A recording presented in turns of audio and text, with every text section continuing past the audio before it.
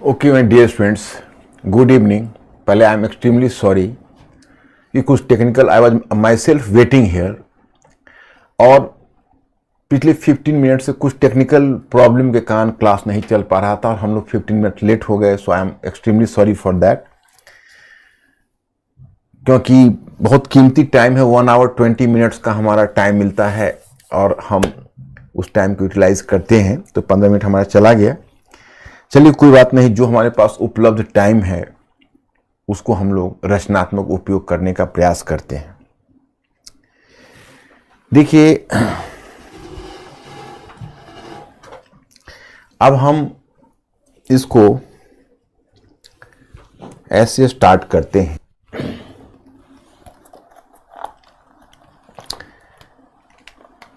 कि मैंने आपको बताया था कि सबसे पहले आप केवल औद्योगिक क्रांति नहीं पढ़ रहे हो, आप पढ़ रहे हो part 3।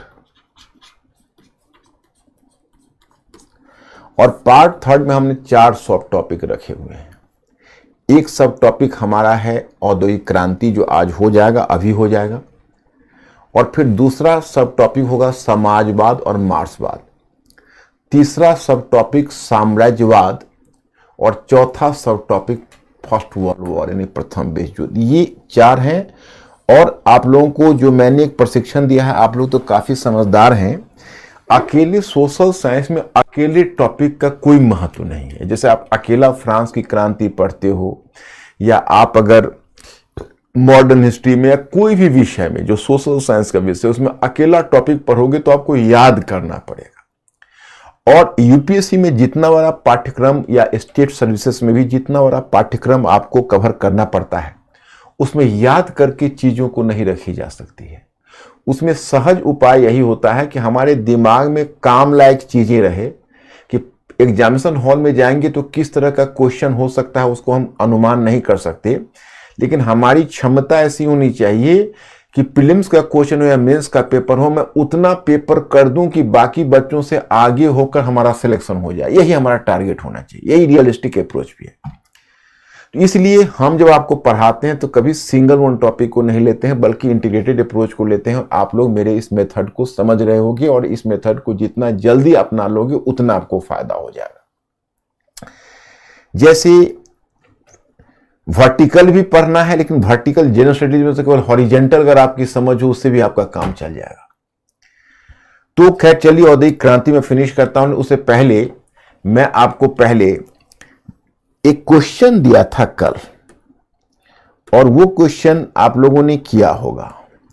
Mister Ankur, where is question? हाँ, ब्रिटिश औद्योगिक क्रांति ने ब्रिटिश समाज एवं संस्कृति को बदल दिया, इस कथन पर टिप्पणी। ये तो स्ट्रेट क्वेश्चन है। और ब्रिटिश समाज और संस्कृति को बदल दिया, इस कथन पर टिप्पणी कीजिए। इसको आप लोगों ने डील किया है, इस क्वेश्चन को कवर किया है आप लोगों ने? बताइए।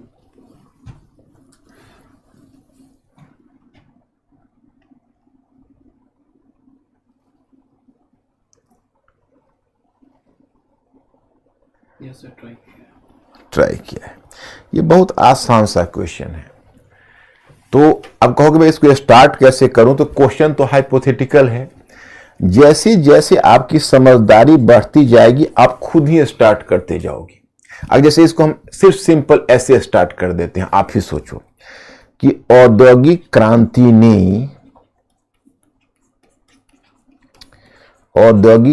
ने ब्रिटिश अर्थव्यवस्था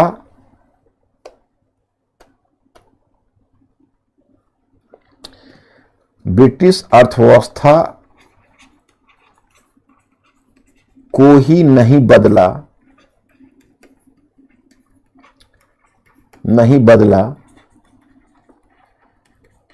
बल्कि ब्रिटिश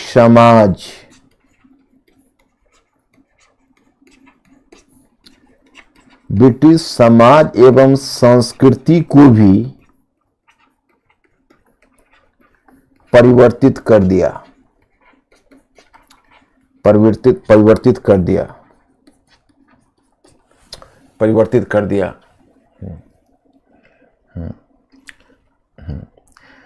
अब ये आपका इंट्रोडक्शन हो गया। बहुत आसान।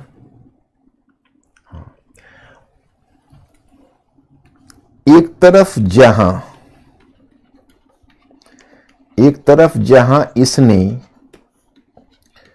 समाज एवं संस्कृति में गतिशीलता लाई, समाज एवं संस्कृति में गतिशीलता लाई, वहीं दूसरी तरफ कुछ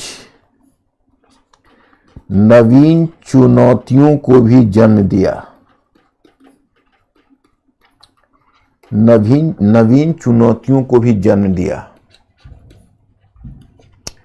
अब ये हो गया आपका थीसिस लाइन। अब समझ सकते हो कि गतिशीलता एक पहलू है और नवीन चुनौतियों को जन्म दिया दूसरा पहलू है। जैसे देखिए, आप आज करिए, 15 डेज के बाद करिए, 20 डेज के बाद करिए, लेकिन मेरी बात को आप गांठ बांध लीजिए। जब आपका नॉलेज जब सूचना से समझ पर आ जाएगी तो बड़ी आसानी से आप क्वेश्चन सॉल्व कर देंगे। लेकिन अभी आपके लिए मुश्किल है थोड़ा सा। क्या मुश्किल है? मैं आपकी स्थिति को भली भांति समझ सकता हूं। अभी क्या है कि देखो, जैसे अब देखते हो कि मैं चुटपुट लिख देता हूं, तो आपको लगता होगा सर इतना चुटपुट लिख देते हैं भाई, हम लोग नहीं लिख पाते। नहीं, मन में ऐसा मत लाओ। तुम लोग अभी सिर्फ कुतर रहे हो,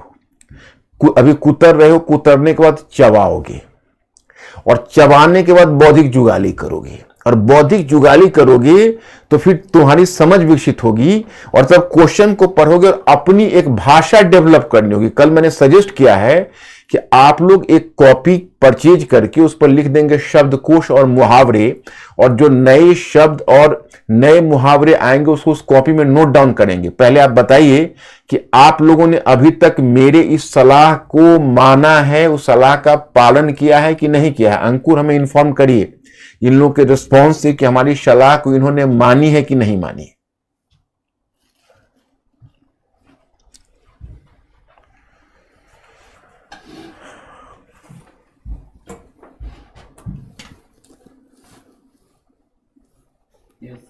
मानी है ना?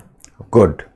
अब उसको आप लोग पालन करिए, धीरे धीरे शब्द को उसको भरिए। तो जैसे उसके बाद जब आपकी एक अपनी निजी भाषा हो जाएगी, जो आप अपने भावों को व्यक्त कर सकोगे, वो निजी भाषा तो आवश्यक होगी।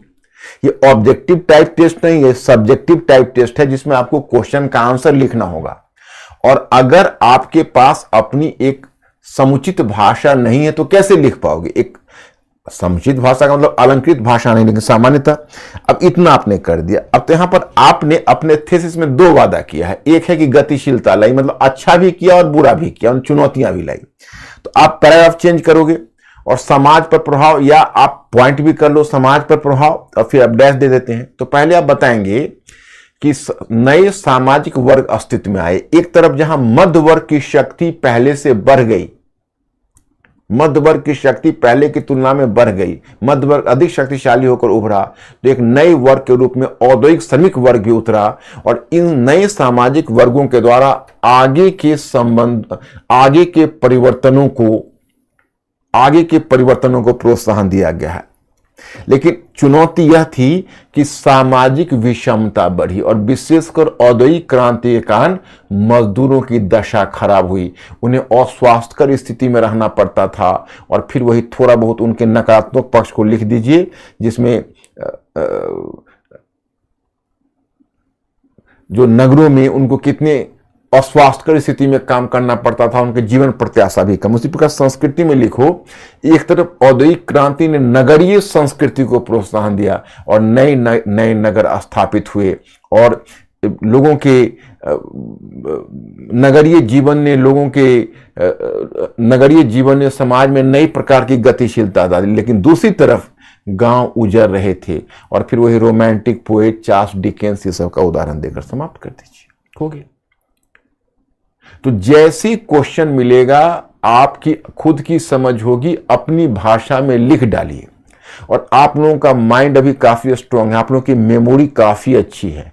आप लोग जो करेंगे वो कोई नहीं कर सकता है, केवल अपने आप में कॉन्फिडेंस लाने की आवश्यकता है। आप लोगों के पास इमेंस पावर है, मेंटल पावर। आप जैसे आपका दिमाग कंप्यूटर हो सकता है, लेकिन उसके लिए आपको जैसे नियमित अगर आप इंटीग्रेटेड करके और तथ्यों को, तो बहुत सारे तथ्य आपको स्वाभाविक याद हो जाएंगे। अभी तो आपका यंग एज है, अभी तो आप जितनी चीजें याद रखना चाहोगे उतनी हो जाएगी, लेकिन अगर तरीका के हिसाब से चीजों को आप साथ करते हो। तो चलिए, ये हुआ।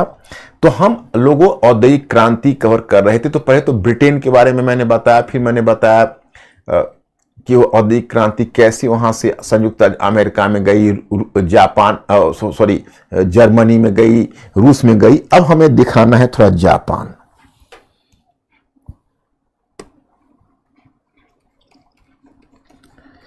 वो जापान का थोड़ा मानचित्र अब नहीं लाए। देखो, मानचित्र पर आप लोग जापान को देख लेना, मेरे मानचित्र में उसका स्पेशल लाना था। देखो, अब पूर्वी एशिया में अगर मान लो चाइना इतना विशाल काय दिखेगा, तो इसके बगल में जापान आपको इतना छोटा दिखेगा, इतना छोटा। यह है जापान। और ये जापान कैसे एक शक्तिशाली राष्ट्र के रूप में उभरा, इसकी कहानी है इसके जापान का औद्योगिकरण। तो मैं आपको बताऊं कि जापान औद्योगिकरण की दिशा में क्यों गया, उसकी कहानी बता रहा हूं। आप लोग मेरी कहानी थोड़ा मेंटली अलर्ट होकर सुनना, बहुत आसान है और बहुत इंटरेस्टिंग है। क्योंकि आज जो आप जापान को देखते हो तो लगता है कि जापान बेचारा बहुत इनऑफेंसिव है, बहुत जापानी लोग बहुत सहनशील हैं, उनको चाइनीज लोग सता रहे हैं, जापानी लोग तो बहुत अच्छे लोग हैं। हम जापानी लोगों को बुरे नहीं कहते हैं, लेकिन जापान ने जो उत्पात मचाया है इतिहास में, और खासकर आपको आश्चर्य होगा कि चीन जापान के हाथों जितना पीटा गया है, आप उसकी परिकल्पना नहीं कर सकते। जापान के हाथों चीन कितना पीटा जा चुका है। मतलब इतना तक कि जापान की धाक चीन पर इतनी है कि आज भी जब जापान अपनी सैनिक तैयारी शुरू करता है तो चीन थर्रा जाता है। चीन थर्रा जाता है जापान की सैनिक तैयारी से, क्योंकि जो जापान है वो अपने आप में बहुत उस समय चाइना को बहुत सता चुका था। वो पुरानी धाक है। अब देखो, कहानी जापान की ऐसे है कि संयुक्त राज्य अमेरिका से उसकी कहानी शुरू होती है। जैसे ग्लोब पर जाओगे तो अटलांटिक के ग्लोब पर आपने देखा होगा, ग्लोब तो गोल होता है पृथ्वी की तरह। तो आप जैसे आप यूरोप से जब संयुक्त राज्य अमेरिका की तरफ अटलांटिक महासागर पार करके जाते हो, तो यूरोप के पश्चिम में संयुक्त राज्य अमेरिका है, तो संयुक्त राज्य अमेरिका के पूरब में अटलांटिक महासागर है, और संयुक्त राज्य अमेरिका के पश्चिम में प्रशांत महासागर है।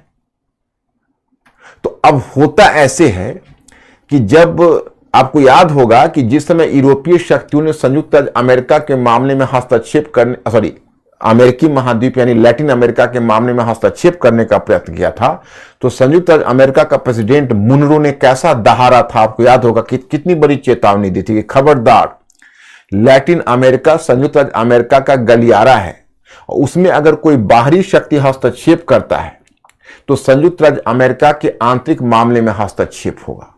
ओके, अब क्या है कि जाहिर है कि संयुक्त राज्य अमेरिका को पूरब की तरफ नहीं देखना था, क्योंकि एक तरह से उसने यूरोपीय देशों के साथ डील कर लिया था कि हम अटलांटिक के उस पार नहीं देखेंगे और आप लोग अटलांटिक के इस पार नहीं देखना। तो दोनों में डील था। लेकिन अब संयुक्त राज्य अमेरिका में जब औद्योगिकरण हुआ, औद्योगिक क्रांति हुई, तो उसको भी साम्राज्य चाहिए। मैं आपको बताता हूं कि औद्योगिक क्रांति की स्वाभाविक उपज होती है साम्राज्यवाद। क्यों? क्योंकि जब औद्योगिक क्रांति होती है तो औद्योगिक क्रांति की आवश्यकता को पूरा करने के लिए बाजार चाहिए होता है, तो साम्राज्य चाहिए होता है।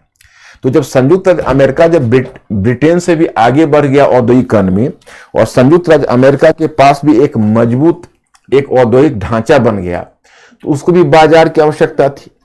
और वो अटलांटिक के इधर तो जा नहीं सकता था, तो प्रशांत महासागर के संयुक्त राज्य अमेरिका ने अपने पश्चिम में प्रशांत महासागर में विस्तार करना शुरू किया। उसी में संयुक्त राज्य अमेरिका प्रशांत महासागर के कुछ द्वीपों पर कब्जा करना चाहता था और कुछ भूभाग पर कब्जा करना चाहता था, और सैनिक अड्डा भी बनाना चाहता था प्रशांत महासागर में। तो उसी में एक अमेरिकी सैनिक जनरल था, उसका नाम था कमोडोर पेरी। वह कुछ एक नौसैनिक अधिकारी था और उसने कुछ नौसैनिक जहाज के साथ जो फुल्ली वेपनाइज थे, मतलब पूरे हथियार बंद था वो जहाज, उसे लेकर वो प्रशांत महासागर की ओर बढ़ा। मतलब जगह देखने के लिए कौन सा जगह सूटेबल है। तो मैं आपको बताऊं कि चूंकि संयुक्त अमेरिका अपने आप को एक सामुद्रिक शक्ति के रूप में स्थापित करना चाहता था तब, तो उस समय तक तो एरोप्लेन का युग नहीं आया था, तो जिसके पास जितनी सामुद्रिक शक्ति थी वो बहुत ताकतवर माना जाता था।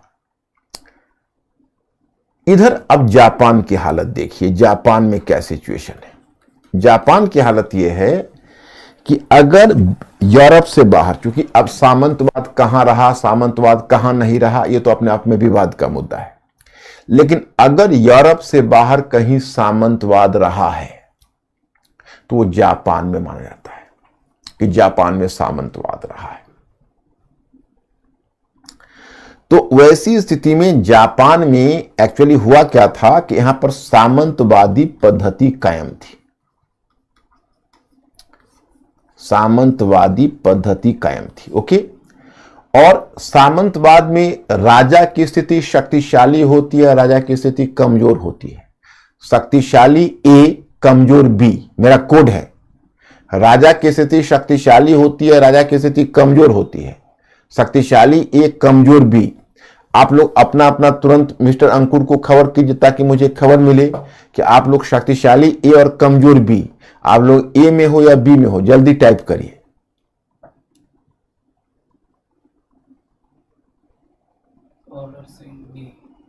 बी कमजोर होती है, आप लोग बहुत अच्छी तरह जानते हो। तो अब यहां जो किंग है जापान का, वो एक तरह से कमजोर हो चुका है, लेकिन उसके बारे में प्रचलित है कि किंग टोक्यो में है भी नहीं, उसको सामंतों ने एक तरह से उसको क्योटो में बैठा रखा है, और किंग की कमजोर स्थिति है, लेकिन उसका बड़ा ही गौरवपूर्ण, मतलब उसका एक कह सकते हो ग्लोरीफाइड साइफर है। ग्लोरीफाइड साइफर का मतलब हुआ कि उसको पूरा ही गौरवपूर्ण ढंग से दर्शाया जा रहा है, लेकिन वह है एक कमजोर शासक। उसका टोक्यो राजधानी है, और राजधानी में भी नहीं बल्कि क्योटो में निर्वासित जीवन जी रहा है, और सामंतों में प्रचलित है कि वह एक पवित्र आत्मा है, उसे शांति से रहने दो, उसे अनडिस्टर्ब छोड़ दो। मतलब कुछ ना कुछ भाव यह है कि भाई किंग को साइडलाइन किया हुआ है। और इधर जो सामंत है, तो सामंतवाद में तो आप जानते हो हायरार्की होता है, दर्जा होता है। तो सबसे जो उच्च सामंत थे वह उच्च सामंत शोगुन कहलाते थे, मैं यहां पर लिख रहा हूं। और उनके नीचे जो सामंत होते थे उनको डेमियो कहा जाता था, डेमियो। और डेमियो से जो नीचे होते थे उसको समुराई कहा जाता था। तो सामंतों का 3 स्तर था, शोगुन, डेमियो और समुराई। तो सत्ता जो सरकार थी वो शोगुन के हाथ में थी, लेकिन शोगुन एक नहीं था, वो बड़े, जैसे आप देखते हो ना यूरोप में ड्यूक या लॉर्ड जो सबसे बड़े सामंत होता था, लॉर्ड भी तो अनेक होते थे, तो शोगुन भी अनेक हैं। तो शोगुन में एक खास खास परिवार के हाथ में शासन होता था। तो उस समय क्या था कि संयोग से शोगुन का एक खास परिवार था, उसका नाम था तोकुगावा।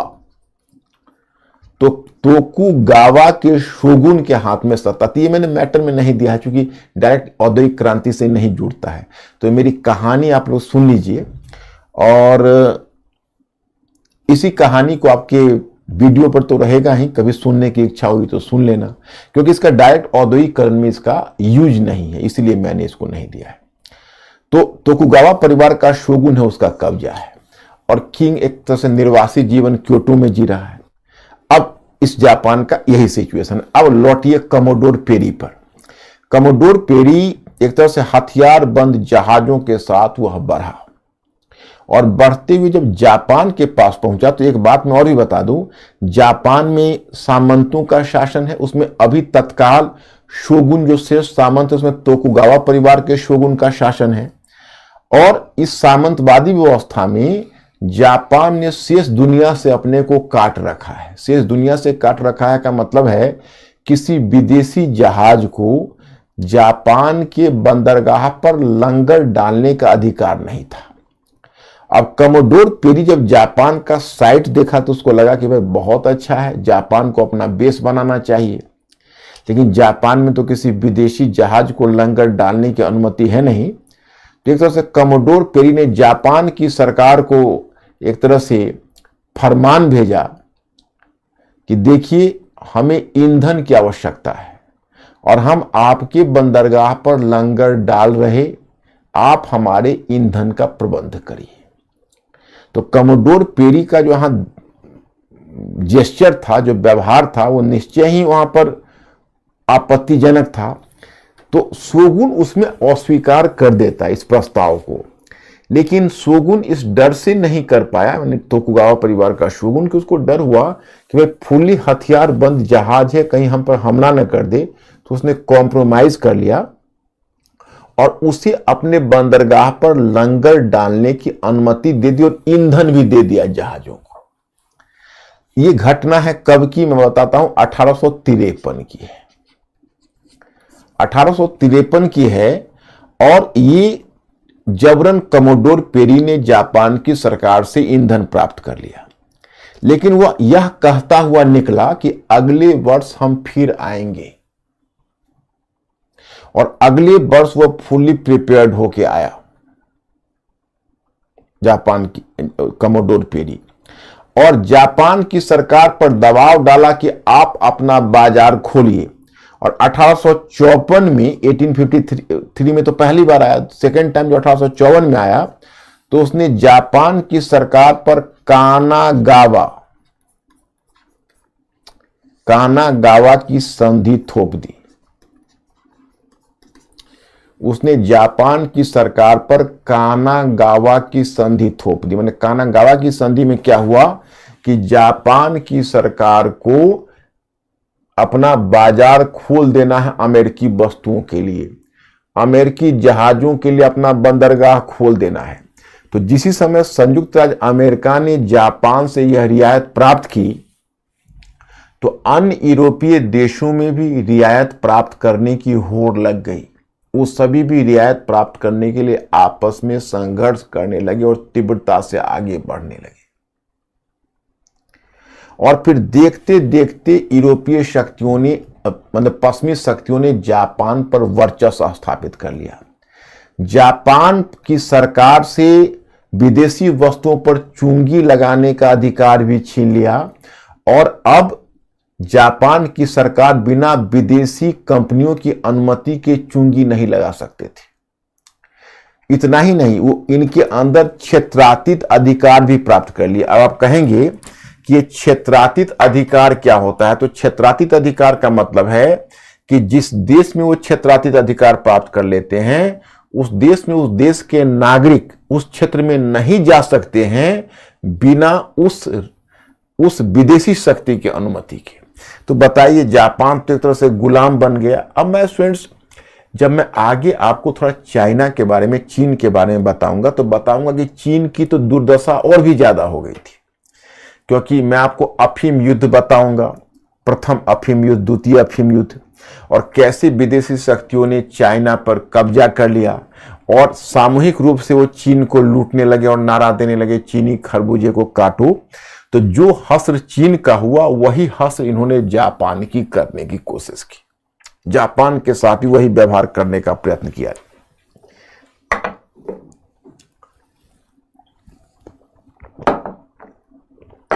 लेकिन जापान अब चीन के रास्ते जाने के लिए तैयार नहीं था।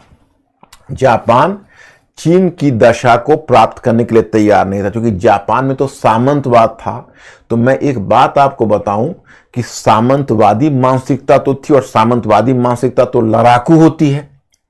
तो जापान में तुरंत इस बात की प्रतिक्रिया होने लगी शोषण के विरुद्ध, और फिर शोषण के विरुद्ध जब प्रतिक्रिया होने लगी, तो अब हुआ कि चीन में सुधार लाया जाएगा, जापान में सुधार लाया जाएगा, जापान को बदला जाएगा, जापान को पावरफुल बनाया जाएगा। तो आपको मेरे मैटर में एक नाम मिला होगा, जिसको अगर आप लोगों ने गौर किया होगा, मेजी। आप लोगों को नाम मिला होगा मेजी पुनर्स्थापना। मेजी पुनर्स्थापना, मेजी पुनर्स्थापना। और मेजी पुनर्स्थापना की तिथि मिलेगी 1868। अब ये मेजी पुनर्स्थापना नाम से घबराना नहीं, मैं 1 मिनट में समझा देता हूं। देखो, जापान में जो शासक का काल होता था, आज भी होता है। आज भी जापान में एक शासक है, हालांकि प्रधानमंत्री पावरफुल है, but king is still here in Japan. तो हालांकि अब तो संविधान बदल चुका पहले से, लेकिन फिर भी। तो 1868 में क्या हुआ कि वो जो शासक था, जो क्योटो में जो किंग निर्वासित जीवन जी रहा था, उसको 1868 में लाकर और फिर टोक्यो की गद्दी पर स्थापित कर दिया गया। मतलब उसको निर्वासित जीवन समाप्त करके उसको फिर कुछ पावर देके और टोक्यो की गद्दी पर स्थापित कर दिया गया। तो इसको जापान के इतिहास में कहा जाता है मेजी पुनर्स्थापना। क्यों? क्योंकि देखो, जापान में जितने भी शासक होते थे उनके नाम पर एक युग का नाम होता था। तो संयोग से जिस समय उस समय जो शासक था तो उसके काल का नाम था मेजी काल, उस शासक के नाम पर। तो मेजी काल चूंकि नाम था, तो उसी के आधार पर जो शासक को फिर उस गद्दी पर पुनर्स्थापना की गई, तो उसका नाम दे दिया गया मेजी पुनर्स्थापना। तो मेजी पुनर्स्थापना ऊपरी स्तर पर आप देखोगे तो आपको ऐसा प्रतीत होगा कि यह एक राजनीतिक आंदोलन था, लेकिन नहीं, यह राजनीतिक आंदोलन ही नहीं था, ये संवैधानिक आंदोलन भी था, आर्थिक आंदोलन भी था और सामाजिक आंदोलन भी था। क्योंकि एक तरफ जब मेजी को गद्दी पर बैठाया गया तो फिर तय किया गया कि जापान का थॉरोली आधुनिकीकरण किया जाएगा, एक नया संविधान अपनाया गया, एक नई विधि व्यवस्था लाई गई जापान में, और जापान में सैनिक सुधार किए गए, जापान में आर्थिक सुधार किए गए, जापान में उद्योगों के विकास के लिए पृष्ठभूमि तैयार की गई। मतलब कुल मिलाकर यह माना गया कि ये मेजी पुनर्स्थापना का मतलब है जापान का आधुनिकीकरण। और आपको आश्चर्य होगा कि इसमें कोई मध्य वर्ग ने नहीं किया। मध्य वर्ग तो समझते ही हो, अब आप लोग काफी समझने लगे हो चीजों को। तो इसमें कोई मध्य वर्ग ने पहल नहीं की। वो जो पुराने सामंत और कुलीन थे जापान में, जिसको एक्स डेमियो या तो डेमियो लोग जो सामंत थे, उन्होंने ही पहल की और उन्होंने ही सारे सुधार के लिए पहल की। तो ये जो हो रहा था ये कहीं ना कहीं कुलीन और सामंतों के अधीन ही हो रहा था। लेकिन तो मतलब ये जो तय किया गया कि जापान का आधुनिकीकरण किया जाएगा, ताकि वो आधुनिकीकरण स्वतंत्र नहीं है। आधुनिकीकरण का उद्देश्य है जापान को एक शक्तिशाली राष्ट्र बनाना, ताकि जापान पश्चिमी देशों को चुनौती दे सके। जापान को शक्तिशाली बनाना ताकि वो पाश्चात्य साम्राज्यवादियों को चुनौती दे सके। और इसका मतलब है माय स्टूडेंट्स, जिसको तुम जापान का आधुनिकीकरण कहते हो, सॉरी जापान का औद्योगिकरण कहते हो, वो जापान का औद्योगिकरण उस आधुनिकीकरण का हिस्सा है। जापान का औद्योगिकरण उस आधुनिकीकरण का हिस्सा है जिसका उद्देश्य है जापान को एक शक्तिशाली राष्ट्र बनाना, ताकि वह पाश्चात्य शक्तियों को चुनौती दे सके। इसलिए जापान का औद्योगिकरण स्वतंत्र नहीं है, एक व्यापक उद्देश्य से प्रेरित है। तो अब हम औद्योगिकरण की विशेषता बताएंगे, लेकिन उसकी पृष्ठभूमि में इतनी बातें समझाना मैंने आवश्यक समझा। तो आप लोग थोड़ा सा हमें अब ये बताइए, रिस्पॉन्स दीजिए कि आप लोग समझ गए या कहीं कोई कठिनाई है। मिस्टर अंकुर, मेरे स्टूडेंट से पूछो।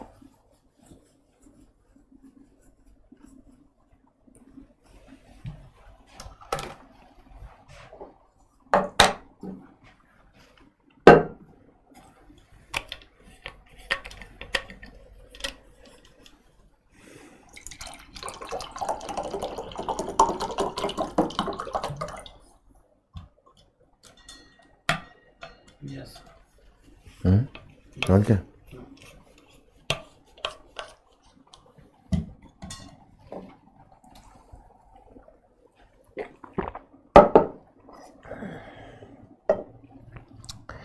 अब चलिए, अब हम लोग यहां से आगे बढ़ते हैं और फिर पहले हम कुछ औद्योगिकरण पर आपने देखा होगा उसकी चर्चा कर देते हैं।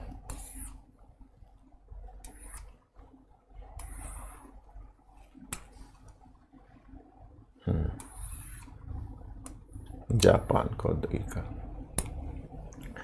जापान के औद्योगिकरण में पहले मैंने बताया कि जापान ने औद्योगिकरण का एक पृथक मॉडल तैयार किया। इसका कारण था औद्योगिकरण के मध्य जापान के द्वारा पृथक चुनौतियों का सामना किया जाना। वहां पर इसने एक पृथक चुनौती का सामना किया था। चुनौतियां क्या थी? जापान पश्चिमी साम्राज्यवाद का शिकार था। इसने चुंगी लगाकर अपने उद्योगों को संरक्षण देने का अधिकार भी खो दिया था। अतः चुनौती यह थी कि अपने नव स्थापित उद्योगों का संरक्षण किस प्रकार किया जाए। देखिए, संरक्षण प्रणाली में आपको बता चुका हूं कि कोई भी अगर नया देश औद्योगिकरण में जाता है तो पहले उसको जो पहले से जो औद्योगिकरण में आगे बढ़ चुके होते हैं तो उनके उत्पादों से अपने उद्योगों को बचाना पड़ता है, क्योंकि जो पहले औद्योगिकरण में चले गए होते हैं उनका उत्पाद तो सस्ता है और इनका उत्पाद महंगा है। तो अगर ये अपने उद्योगों को संरक्षण नहीं देंगे, संरक्षण कैसे दिया जाता है कल बताया कि जैसे अगर उनका उत्पाद 20% सस्ता है तो हम उस पर 40% चुंगी लगा देंगे तो हमारा उत्पाद 20% उनसे ज्यादा सस्ता हो जाएगा। तो ये विधि आपने देखा था कल संयुक्त राज्य अमेरिका ने अपनाई थी, यही विधि जर्मनी ने अपनाई थी अपने उद्योगों को बचाने के लिए जब औद्योगिकरण की दिशा में आगे बढ़े।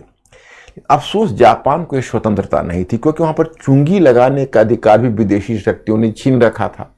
तो जापान के सामने एक ही विकल्प था कि हम इतनी तेजी से तकनीकी विकास करें कि हमारा उद्योग इतनी तेजी से आगे बढ़े कि फिर भी बिना संरक्षण दिए हुए ही पश्चिमी उत्पादों का मुकाबला कर सके। तो ये इनका एक उद्देश्य था। दूसरा, एक चुनौती थी, मतलब चुनौती ये थी, जापान में बैंकरों का एक समूह था जिसके पास निवेश के लिए रकम थी, परंतु वह उद्योगों के बजाय भूमि के क्षेत्र में निवेश करने में रुचि ले रहा था, क्योंकि भूमि में निवेश करना उसे सस्ता दिख रहा था। देखिए, जापान में बैंकर्स थे जो बैंकिंग से जुड़े हुए थे, लेकिन बैंकर्स की रुचि औद्योगिकरण में उद्योगों में नहीं थी। उनको लगता था कि हम अगर भूमि की खरीद बिक्री में या भूमि में पैसा लगाते तो उसमें रिटर्न उनको ज्यादा लगता था। उद्योगों में लगता था कि आज पूंजी लगाएंगे 10 वर्षों के बाद उत्पादन होगा तो हमारा पैसा फंस जाएगा। तो वहां पर उनको महसूस करते थे कि हमारा पैसा फंस जाएगा, तो इसीलिए उनको औद्योगिकरण की तरफ विशेष ध्यान नहीं था।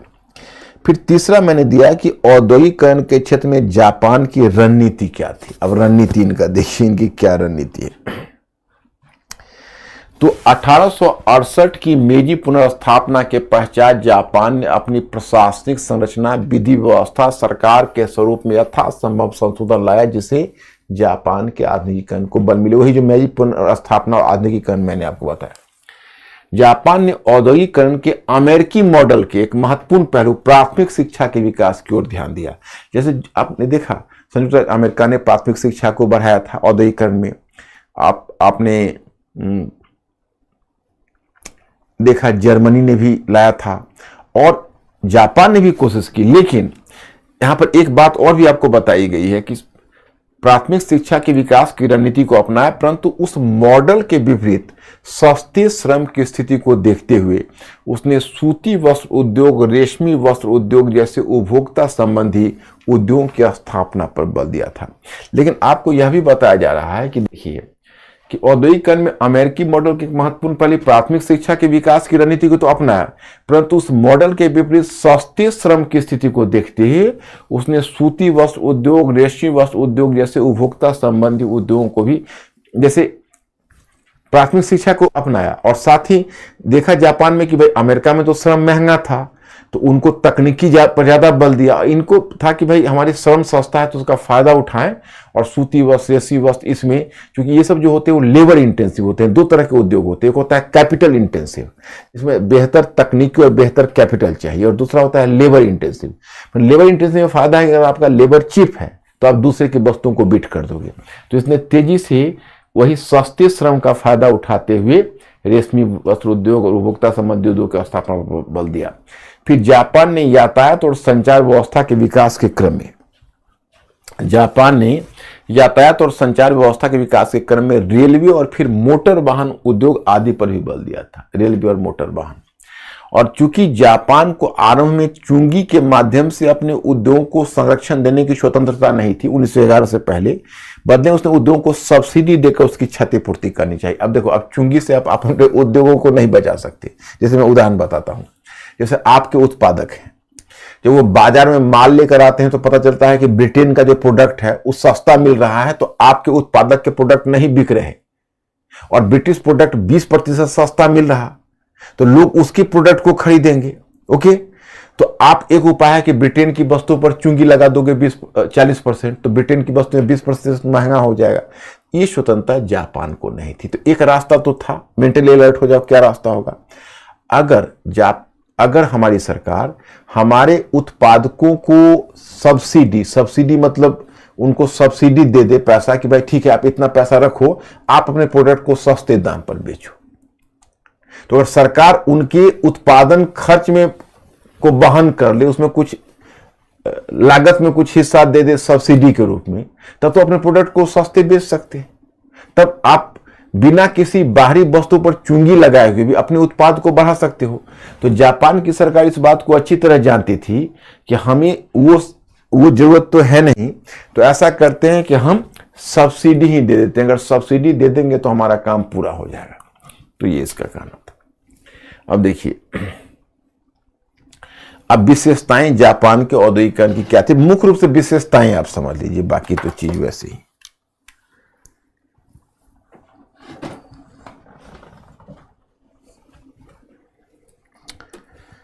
देखिए,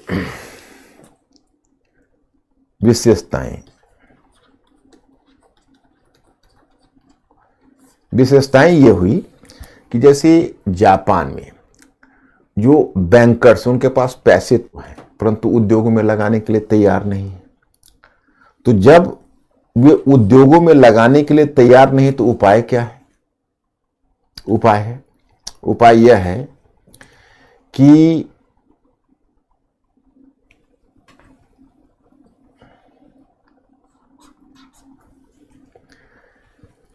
अब सरकार ने एक काम किया। सरकार ने अपनी पहल पर, पहला तो है कि सरकार की भूमिका, मतलब सरकार के द्वारा उद्योग स्थापित,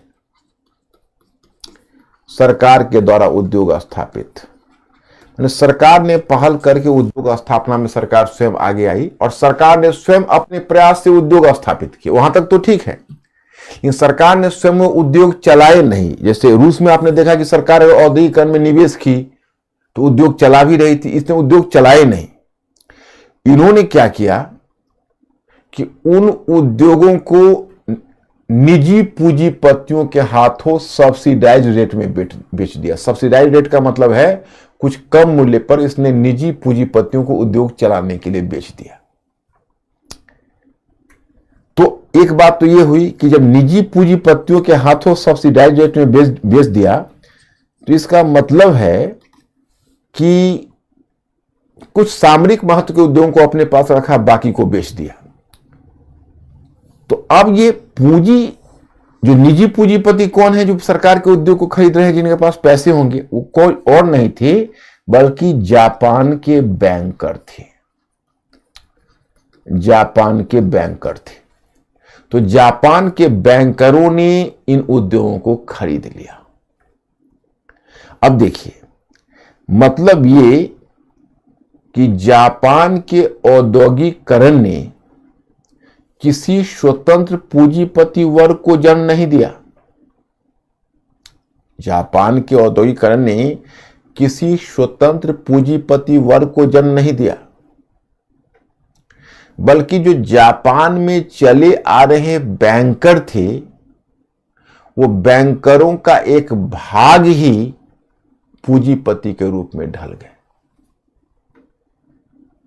जापान में जो बैंकर था, वो बैंकर का एक भाग ही पूंजीपति के रूप में ढल गए, कोई नया वर्ग नहीं आया। तो ये तो एक इसका पहलू है। अब इसका देखो दूसरा पहलू क्या है, आपको मेरे मैटर में लिखा हुआ है जो आपको मिल जाएगा। इस पूरी घटना का एक दूसरा पहलू यह हुआ कि देखो, जैसे आप जब पूंजीवाद कहते हो तो एक होता है औद्योगिक पूंजी और दूसरा होता है वित्तीय पूंजी। वित्तीय पूंजी। तो जो औद्योगिक पूंजी होती है वो उद्योगपतियों या पूंजीपतियों के पास होती है, और जो वित्तीय पूंजी होती है वो बैंकरों के पास होती है। तो नॉर्मली क्या हुआ कि जब यूरोप में और जहां कहीं भी औद्योगिकरण शुरू हुआ, तो औद्योगिकरण के आरंभ में जो औद्योगिक पूंजी है और वित्तीय पूंजी है, उन दोनों पूंजियों में विभेद रहा। औद्योगिक पूंजी अलग रही और वित्तीय पूंजी अलग रही। शुरू की बात बता रहा कि जहां भी औद्योगिकरण शुरू हुआ वहां औद्योगिक पूंजी और वित्तीय पूंजी के बीच फासला रहा। लेकिन ब्रिटेन के औद्योगिकरण की विडंबना ये, जापान के औद्योगिकरण की विडंबना यह है कि चूंकि बैंकरों ने ही उद्योग को खरीद लिया था, तो शुरू में ही औद्योगिक पूंजी और बैंकिंग पूंजी के बीच एक गठबंधन हो गया। और जब औद्योगिक पूंजी और बैंकिंग पूंजी के बीच गठबंधन होता है तो उसको कहते हैं एकाधिकारवादी पूंजीवाद। एकाधिकारवादी पूंजीवाद, अंग्रेजी में उसको कहते हैं मोनोपोली कैपिटलिज्म। एकाधिकारवादी पूंजीवाद का इंग्लिश में होता है मोनोपोली कैपिटलिज्म। तो क्या हुआ कि मोनोपोली कैपिटलिज्म जापान में आ गया। अब देखिए, ऐसा नहीं कि बाकी देशों में मोनोपोली कैपिटलिज्म नहीं आया, लेकिन मैंने क्या कहा कि आगे चलकर हर जगह औद्योगिक पूंजी और वित्तीय पूंजी के बीच समीकरण बन जाता है, हर जगह, केवल यही जापान अपवाद नहीं। लेकिन हां, जापान में एक बात यह हुई कि बहुत आरंभ में ही वो एकाधिकारवादी पूंजीवाद आ गया। पूंजीवाद आते ही एकाधिकारवादी बन गया, क्योंकि बैंकिंग पूंजी और औद्योगिक पूंजी एक हो गए। आप अगर इकोनॉमिक्स पढ़ोगे तो आप देखोगे कि जैसे हमारे यहां पहले बैंक का राष्ट्रीयकरण किया गया था, इसीलिए कि कुछ बैंक जो है वो कहीं ना कहीं एक सोशल दायित्व को भी पूरा करे। फिर जब प्राइवेटाइजेशन की बात हुई तो प्राइवेट सेक्टर के लिए बैंक खोला गया। तो फिर बात हुई कि कॉर्पोरेट सेक्टर के लिए बैंक को खोला गया, और इस दिशा में कुछ प्रगति भी हुई थी। पीछे कांग्रेस गवर्नमेंट थी, उसने भी इस दिशा में कुछ काम किया था, ये गवर्नमेंट भी कुछ काम कर रही है। तो आप देखोगे न्यूज़पेपर में हमेशा ये आर्टिकल्स आते रहते हैं कि क्या कॉर्पोरेट सेक्टर का मतलब औद्योगिक क्षेत्र जो है, जो बड़े बड़े पूंजीपति हैं इंडिया के, उनको बैंकिंग का कंट्रोल देना ठीक है, क्योंकि जब बैंकिंग और दोनों का कंट्रोल हो जाएगा तो और मोनोपोली कैपिटलिज्म हो जाएगा। इधर आपने देखा कि अदानी वाला विवाद वैसे ही शुरू हो गया, और जब अगर एक पूंजीपति के पास पता चला कि अंबानी और अदानी के पास भारत के चुने हुए बैंक भी हैं, तब तो और भी एकाधिकारवादी पूंजीवाद की बात हो जाएगी। तो जापान में ये एकाधिकारवादी पूंजीवाद आ गई बहुत आरंभ में। वैसे तो बैंकर्स के बहुत सारे परिवार थे, लेकिन एक बैंकर का परिवार था, उसको कहते थे ज़ाबात्सु परिवार। ये सबसे बड़ा परिवार था, मतलब सबसे बड़ा बैंकर था ज़ाबात्सु परिवार। और वो ज़ाबात्सु परिवार के पास 34% कुल बैंकिंग कैपिटल का 34% अकेला ज़ाबात्सु परिवार के पास था। इसमें 4 परिवार शामिल थे, जिसमें यशुदा, सुमिटोमी, मित्सुई और मित्सुबिशी अब आप देखते हैं कंपनी भी है, इंडस्ट्री। तो ये 4 मिलकर ज़ाबात्सु परिवार कहलाते थे। इनके पास 34% बैंकिंग पूंजी की थी, इन्होंने उद्योगों पर भी कब्जा कर लिया। तो हो गया एकाधिकारवादी पूंजीवाद। तो आपके मन में एक सवाल खड़ा होगा कि एकाधिकारवादी पूंजीवाद से होता क्या है? होता है, देखो मैं बताता हूं। एकाधिकारवादी पूंजीवाद या जो मोनोपोली कैपिटलिज्म होता है, उसका सबसे बड़ी हानि होती है कि वो सरकार पर ही प्रभाव कायम कर लेती है और सरकारी नीति को दिशा देने लगती है, सरकारी नीति को प्रभावित करने लगती है। मतलब एक तरह से उसका मोनोपोली हो जाता है उस कंट्री में।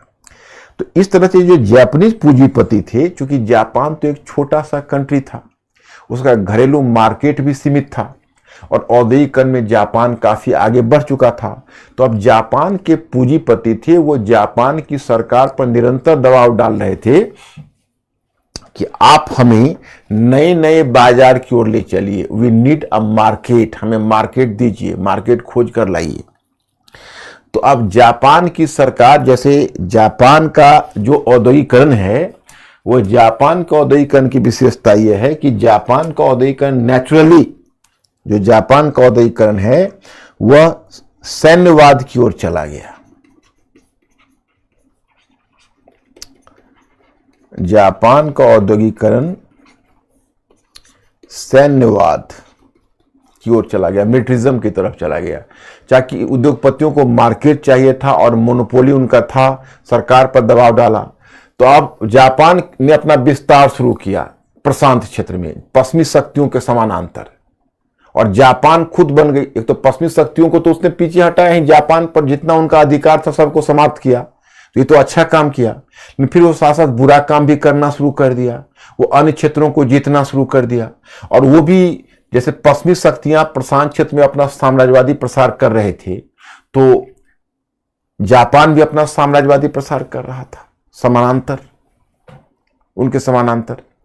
और उसने जापान ने चीन से ताइवान छीना, फिर कोरिया को छीन लिया, कोरिया पर कब्जा कर लिया, मंचूरिया पर कब्जा किया। उससे जापान आगे बढ़ते हुए मंचूरिया संकट आया था 1931 में, और जापान को पश्चिमी शक्तियां कहने लगे येलो डेंजर, पीला खतरा। और मैं आपको बताऊं कि जब 1905 में जापान ने रूस जैसे जाइंट कंट्री को पराजित किया, जो मैंने मॉडर्न हिस्ट्री में आपको बताया है, तो पूरी एशिया में खुशी की लहर दौड़ गई। मतलब देखो, विडंबना यह है कि जब एशिया में कोई बड़ा पावर इमर्ज करता है तो एशियाई देश बड़े उत्साह से उसको स्वीकार करते हैं, परंतु एशियाई देशों को ही सताने लगता है। पहले जापान ने वही किया था, अब चीन वही कर रहा है। तो जापान ने तो खैर बहुत ज्यादा सता दिया था। हालांकि जब 1905 में उसने रूस को पराजित किया था तो पूरे एशिया में एशिया का स्वाभिमान जगा, क्या हम भी कुछ हैं, हम यूरोपियों को भी हरा सकते हैं। और उस समय जवाहरलाल नेहरू अपने हैरो स्कूल जा रहे थे, लंदन, क्लास 12th में थे। तो इतने एक्साइटेड हुए कि अपने एक फ्रेंड को उन्होंने एक टेलीग्राम भेजा, 3 cheers for Japanese general. Japanese जो नौसैनिक अधिकारी था जिसने रूस की समुद्र जहाजी बेड़ों को पराजित किया था, उसको उन्होंने 3 cheers कहा, मतलब उसको धन्य हो, जय हो। तो अब सवाल ये उठता है, बल्कि इतना कि डॉक्टर सन्यास सेन चाइना के नेता थे, वो वहां कुमिंगतांग पार्टी था, उसके नेता डॉक्टर सन्यास सेन चीन के थे।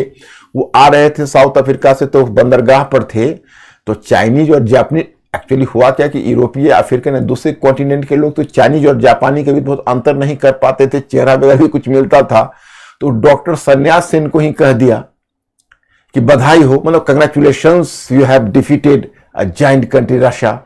तो वो चाइना से थे, वो जापानीज नहीं थे, लेकिन वो भी मुस्कुराकर उस अभिवादन को स्वीकार किया। उनको भी गर्व हो रहा था। उन्होंने क्लियर नहीं किया कि भाई मैं चाइनीज नहीं हूं, मैं जापानीज नहीं हूं, मैं चाइनीज हूं, और उन्होंने भी बधाइयां ले ली।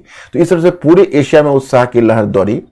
लेकिन फिर जापान जब आक्रामक होता गया तो एशियाई देशों को ही सताना शुरू किया। बाद में जर्मनी, और मैं बताऊंगा सेकेंड वर्ल्ड वॉर से पहले जर्मनी और जापान के खेमे में चला गया, और संयुक्त अमेरिका से उसकी दुश्मनी बढ़ती गई। उसमें बहुत सारा एक लंबी कहानी है। और अंत में सेकेंड वर्ल्ड वॉर में वो जर्मनी के साइड से प्रवेश कर गया और अमेरिकी नौसैनिक अड्डा पर्ल हार्बर पर अटैक किया। और फिर सेकेंड वर्ल्ड वॉर में वो प्रवेश कर गया। तो उस सेकेंड वर्ल्ड वॉर में तो उसका बहुत बुरा एक्सपीरियंस रहा, क्योंकि हिरोशिमा और नागासाकी पर परमाणु हथियार गिरे।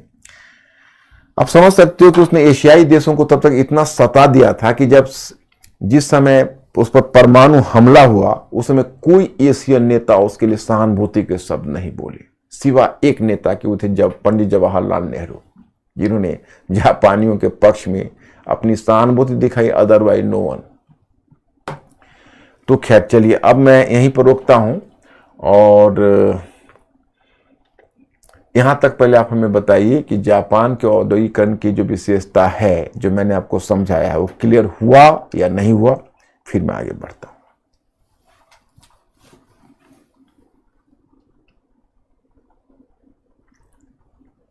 Yes or no? Mr. Ankur inform. Please my students be fast.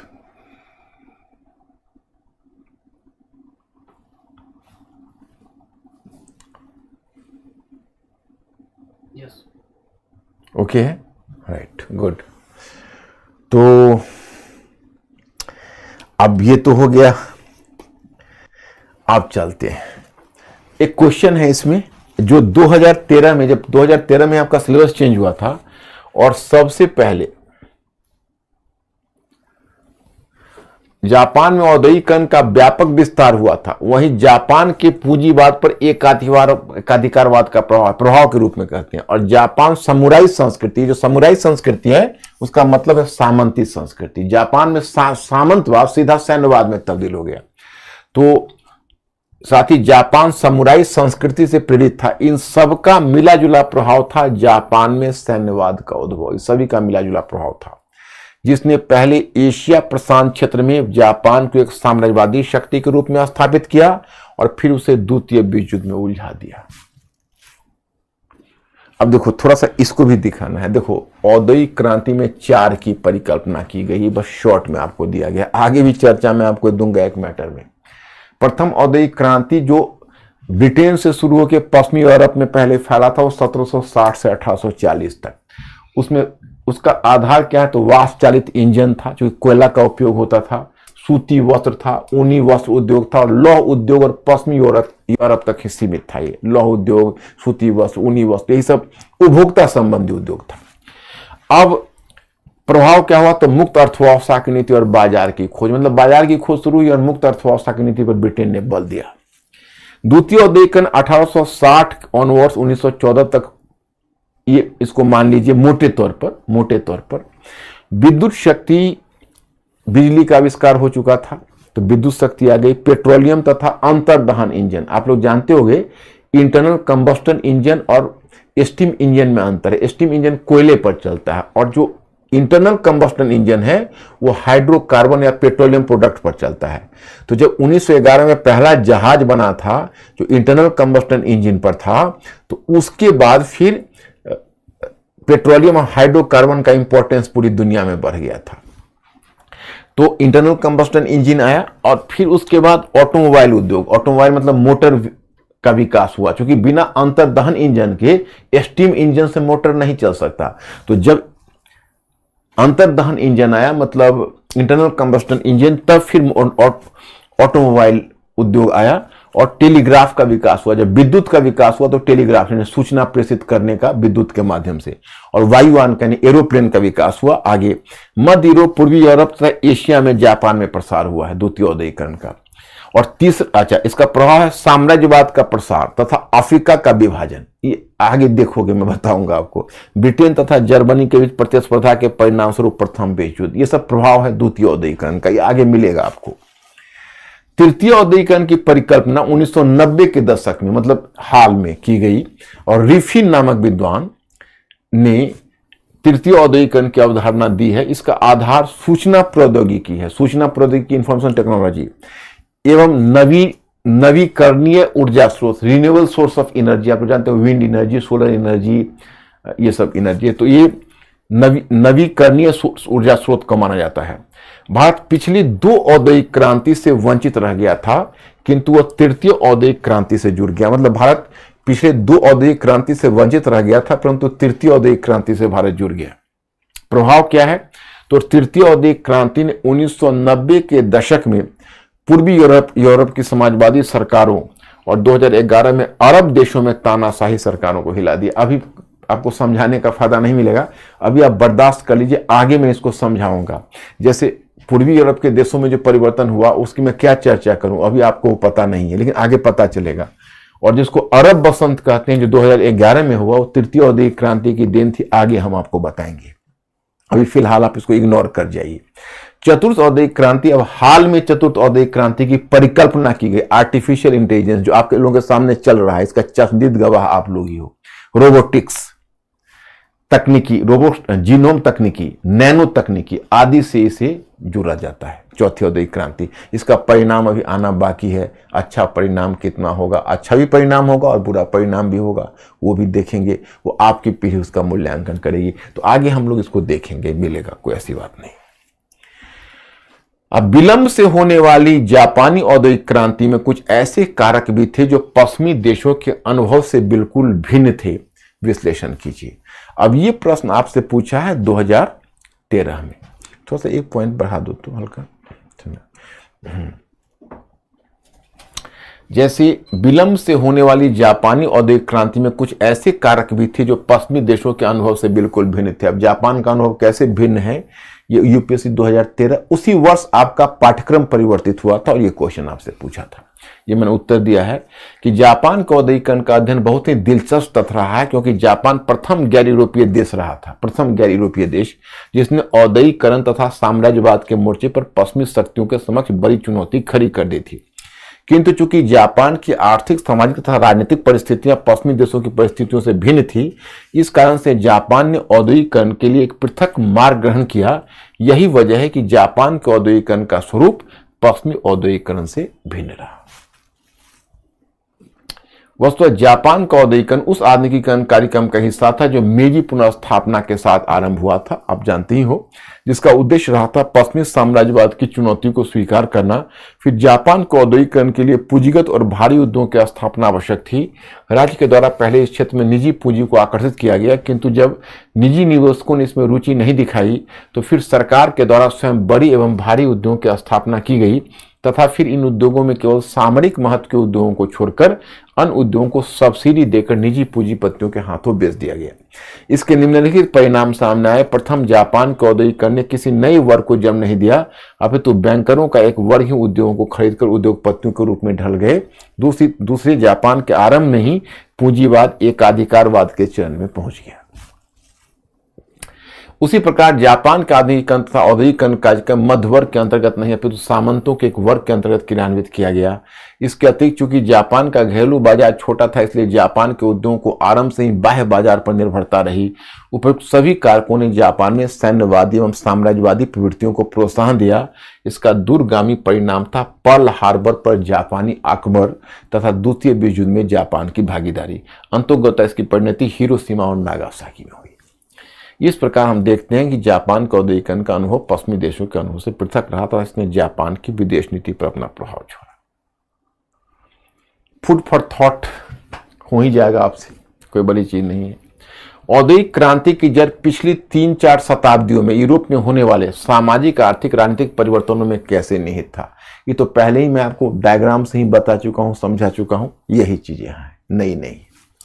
Britain में औद्योगिक क्रांति किस प्रकार दूसरों के औद्योगिकरण के मार्ग में बाधा उत्पन्न की, तो ये तो मैंने आपको बताया ही है कि जब एक देश में औद्योगिक क्रांति होती है तो दूसरे देश में भी औद्योगिकरण हो जाता है। वही ब्रिटेन में हुआ कि यहाँ जब औद्योगिक क्रांति हुई ब्रिटेन में, तो अन्य देशों में, पड़ोसी देशों में इसने विऔद्योगिकरण, उद्योगों के विनाश को प्रोत्साहन दिया।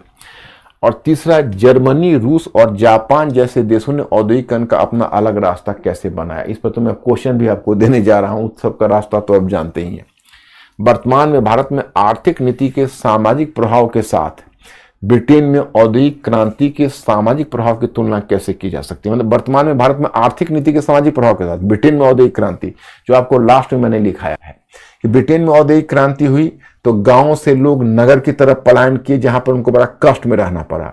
भारत में भी तो आप देखते हो कि भारत में क्या है कि जो आर्थिक नीति है उसमें हमारा सर्विस सेक्टर डेवलप कर रहा है, जो जॉबलेस ग्रोथ है। तो हमारे ऑर्गेनाइज सेक्टर में तो रोजगार मिलता ही नहीं है, अनऑर्गेनाइज सेक्टर में। और गांव में क्या होता है कि चूंकि आपको WTO के द्वारा जो नई कृषि नीति आरंभ की गई, उसमें इंसेक्टिसाइड महंगा हो गया, केमिकल फर्टिलाइजर महंगा हो गया, बीज महंगा हो गया, तो किसानों की लागत बढ़ गई और मुनाफा कम हो गया। क्योंकि अंतर्राष्ट्रीय बाजार से प्रतिस्पर्धा होती है तो मुनाफा कम हो गया।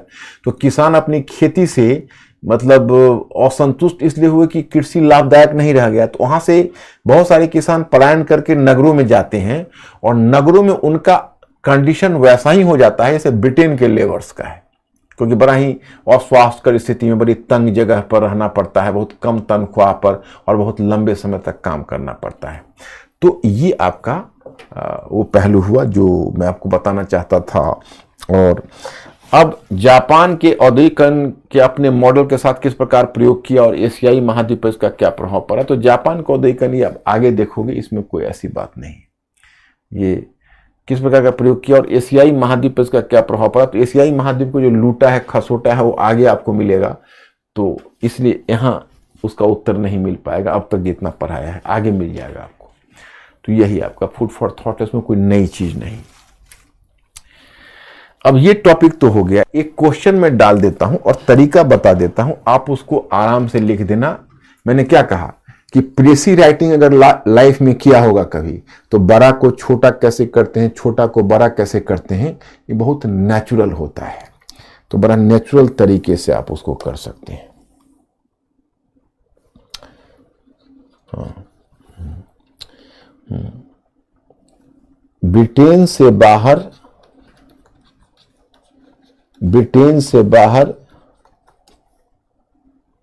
औद्योगिकरण ने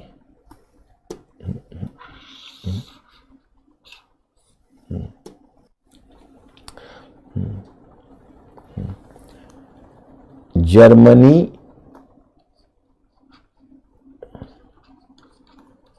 रूस एवं जापान के औद्योगिकरण का अनुभव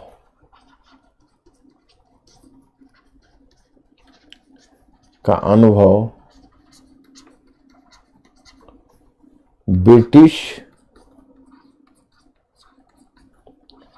औद्योगिकरण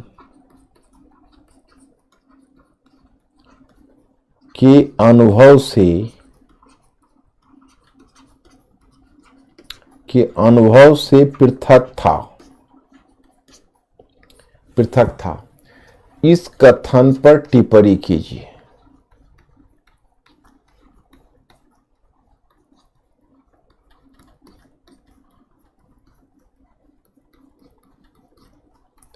और ब्रैकेट में यहां पर 200 शब्द। जर्मनी, रूस एवं जापान के औद्योगिकरण का अनुभव ब्रिटिश औद्योगिकरण के अनुभव से पृथक था। इस कथन पर टिप्पणी कीजिए 200 शब्द, सॉरी 250, 250 वर्ड्स, 250 वर्ड्स।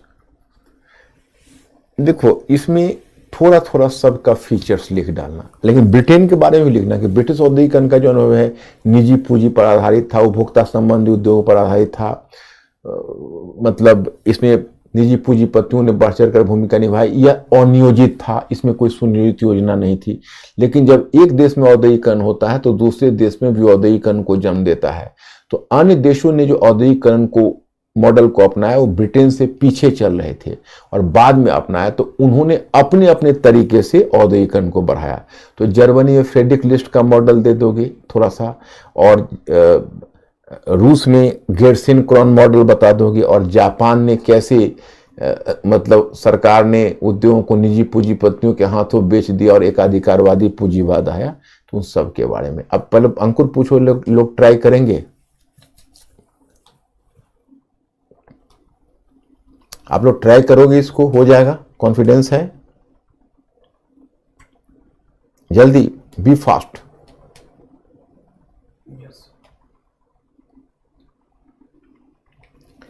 जूही गेर्सिन क्रॉन मॉडल कुछ, जूही गेर्सिन क्रॉन मॉडल मैंने जूही बताया था ना आपको, कितना बढ़िया से समझाया था। गेर्सिन क्रॉन मॉडल आप मैटर में भी लिखा हुआ है, मैं जब आपको पढ़ाता हूं तो आप जैसे कोई चीज अगर आपको ऐसा मिस लगता है, मिस होता है, तो इसलिए मैंने स्टडीज अध्ययन सामग्री में उसी मतलब पैटर्न पर देता हूं। आप लोग के मैंने फ्रेश बनवा के और आगे बढ़ाता हूं अध्ययन सामग्री, और एक तरह से मेरा ही खुद का बनाया हुआ है, जो मैं उसी तरीके से हूं जिस तरीके से मैं पढ़ाता हूं। तो उसमें आपको मैंने पहले अध्ययन सामग्री पेज भेजता हूं और फिर क्लास लेता हूं। जैसे आज आप लोगों को मिल गया होगा समाजवाद और मार्क्सवाद, आप लोगों ने डाउनलोड किया है नहीं किया है? मैंने जैसे कल के वायदे के अनुसार 12 आज 12 बजे मैंने भिजवा दिया था, और उसके साथ मैंने मैसेज भी भिजवा दिया था। तो प्लीज आप लोग एश्योर करिए कि आप लोग को मिल गया था या नहीं।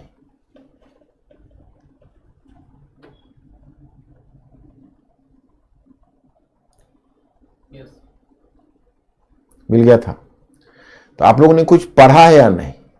थोड़ा सा पढ़ा है?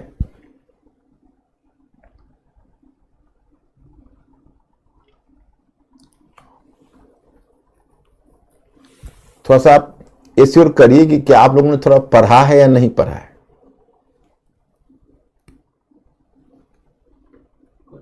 पढ़ा है कुछ नहीं पढ़ा। नहीं पढ़ा है, कल पढ़ के आना है। कल किसी का नहीं पढ़ा है नहीं चलेगा। अब देखो, मैं इतना इसलिए मैं एडवांस में भेजता हूं कि एक बार थोड़ा सा देखना। गेर्सन क्रॉन मॉडल क्या है बताता हूं। देखो, जो ही आपका क्वेश्चन बता रहा हूं।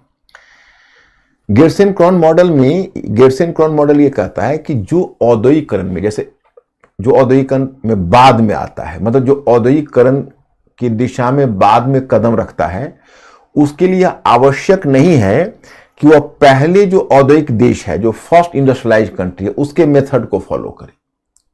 उसके मेथड को फॉलो करेगा तो वो फेल कर जाएगा। उसको अपना रास्ता स्वयं तैयार करना है, अपना रास्ता स्वयं बनाना है। फिर गेर्सन क्रॉन यह भी कहता है कि जो औद्योगिकरण में बाद में आता है, तो उसकी क्षतिपूर्ति करने के लिए सरकार को सक्रिय कदम उठाना चाहिए और सरकार को औद्योगिकरण के लिए सक्रिय प्रयास करना चाहिए। और जब सरकार एक बार औद्योगिकरण को आरंभ कर देगा, फिर सरकार पीछे हट जाएगी और औद्योगिकरण खुद चलता रहेगा। सरकार को एक मेजर बूस्टर का काम उस औद्योगिकरण में करना है, तभी औद्योगिकरण आगे बढ़ेगा। जो ही समझ गए हो गया, यही है गेर्सन क्रॉन मॉडल। अब देखो, आज तो क्लास ही लेट हो गया था और टाइम भी हो गया है। समाजवाद मार्क्सवाद का टॉपिक है, समाजवाद क्या है। और अब आज स्टार्ट करना बेमानी है, फायदा नहीं है। 9:21 तो अभी ही हो गया। तो आज मैं यही स्थगित करता हूं। आप लोग पूरे समाजवाद पहले पढ़ लेना, आरंभिक समाजवादी चिंतक पढ़ लेना और लुई ब्लांक तक, और फिर आरंभिक समाजवादियों का योगदान और सीमाएं भी पढ़ लेना, और कार्ल मार्क्स का भी थोड़ा सा पढ़ लेना। थोड़ा सा मैं कार्ल मार्क्स का भी ये पहलू बताऊंगा और देखते हैं कल कितना हो जाता है। उपयुक्त डायग्राम निर्देशित करता है, यहां तक तो आप लोग पढ़ लेना, यहां तक पढ़ लेना। आप कार्ल मार्क्स का क्लास इन इंग्लैंड यहां तक आप पढ़ लेना। बस 2 पार्ट में बांट के करेंगे हम लोग, कल और परसों। हमने कल परसों तो है ही नहीं, फिर मंडे, तो कल इतना लेंगे। ठीक है, आज मैं ही रुकता हूं my students. Thank you very much and good night. I will see you tomorrow. कल आते हैं।